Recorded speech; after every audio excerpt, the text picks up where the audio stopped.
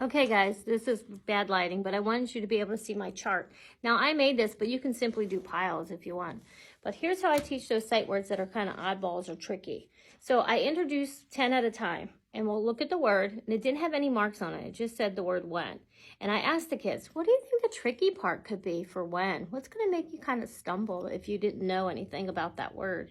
And they might say the E, because E and I are tricky. We talk about that. And then somebody will say the WH. And I'll say, yeah, you don't hear the H. Listen, when? You just hear the W. And that's when we were learning the digraph WH, so it's really easy to talk about. But some teachers put a heart around the tricky part. I just underline the tricky part and talk about why it's tricky.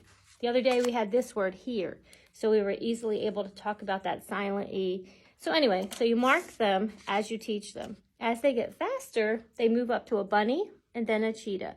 Come back for part 2.